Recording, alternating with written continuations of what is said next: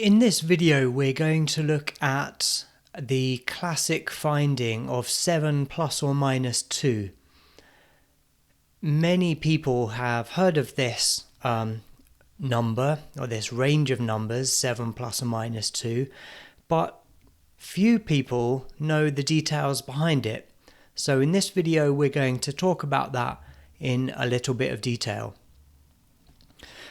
I'm mostly going to talk about a paper that was published by George Miller called The Magical Number of Number 7 plus or minus 2.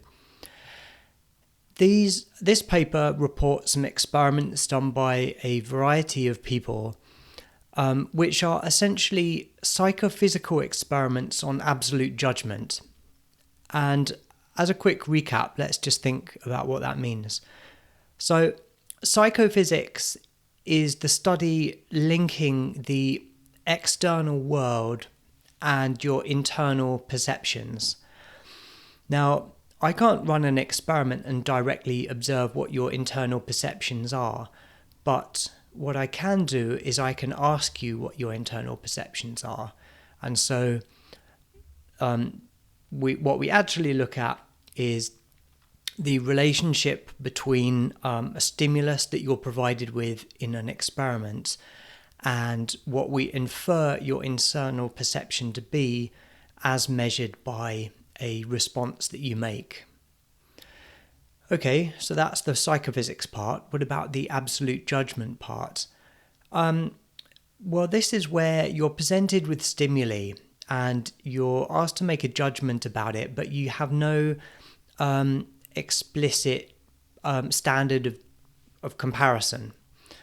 So an example would be if I were to play a musical tone at you at a certain frequency, and I just ask you, what is this frequency?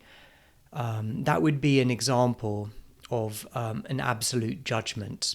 And typically people are quite bad about this and bad with this unless they have perfect pitch, for example. Now that would contrast to relative judgments, which are typically much easier. And so if I played a tone of a low frequency and then I played a tone of a slightly higher frequency, and now I asked you to say if the tone had increased or decreased in frequency, this is now a relative judgment, and we're typically quite good at these types of things. But the experiments that we'll be talking about are absolute judgments. So let's look at what happened there. Now, in this paper, it talks about a variety of different experiments, and we're just going to focus on this graph for the moment. So one experiment done with a number of different conditions. And in this experiment, what happened was the experimenter played tones to the participants of different pitches, of different frequencies. In different experimental blocks, there would be a different number of tones that were played to the participant.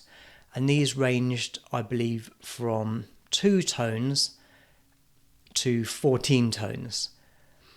And the participant was essentially asked after each tone to report, was this tone, let's say we're in the 3 frequency condition, the tone would play and the participant would have to respond, was this tone number 1, tone number 2, or tone number 3? And you can imagine when the number of tones is low, this task is probably quite easy. And what that would mean is that the raw behavioral data that would be observed in this experiment would be the number of errors that were made for a given number of tones. Now, what they did in this experiment was essentially to work out, given the number of tones in a condition and the number of errors that are made over many trials, we can work out how much information is transmitted from the tones to the person. If you can completely accurately distinguish two tones, which people can, then you would have high rate of information transmission.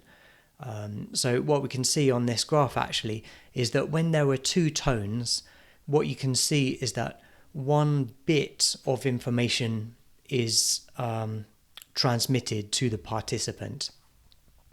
So this diagonal line going along the graph shows what would happen if if all of the information about the tones was properly conveyed to the participants.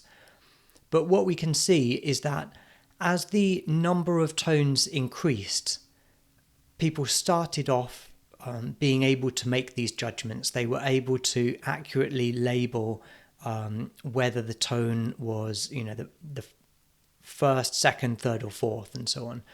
But by the time you get up to 5 tones or above, you start making some errors. And so we can see the curve shown by dots with a connected line here shows that the amount of transmitted information first increases, but then it flattens off. So scientists would call this asymptote, perhaps. Now, what was worked out in this experiment was that because of the pattern of errors that happen as the number of tones go up, they managed to work out that the 2.5 bits of information, and we'll have a separate video on what bits are, 2.5 bits of information was essentially the capacity with which information from the environment could be extracted into the person's brain or perception.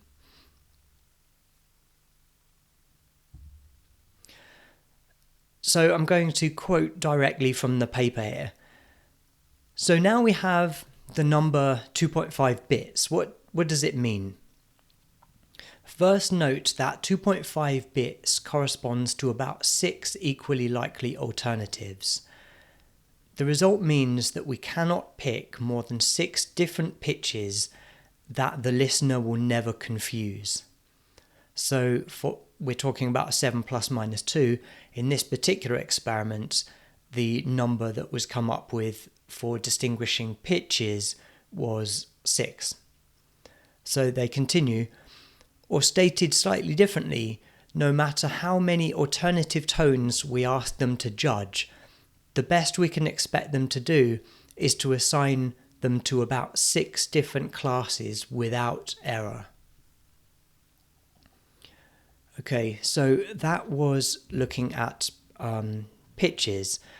Now, lots of different experiments were done, and this is a particularly interesting part of the paper, and I'm just going to quote this to keep it simple. If you can discriminate 5 high-pitched tones in one series and 5 low-pitched tones in another series, it is reasonable to expect that you could combine all 10 into a single series and still tell them apart without error. This kind of makes sense. When you try it, however, it does not work. The channel capacity for pitch, that is, the ability for you to recognize a number of different frequencies, seems to be about 6, and that is the best you can do. So this is really interesting, and this is our kind of first insight into the notion that there is information in the environment. It's being transmitted kind of into your nervous system by the ears and so on. But when you're asked to make judgments about this information from the world, it looks like there is a maximum capacity, a maximum amount of information that you can extract from the environment, at least in these absolute judgment tasks. Now, the paper describes a number of other experiments done by various people. So let's have a look at this one on the left. Still with auditory stimulus now, but we're talking about loudness. So rather than the frequency, people were being played tones of a certain or varying loudnesses. And in this experiment, you find the same pattern of results in that when there are a few number of alternatives, people do quite well without making errors.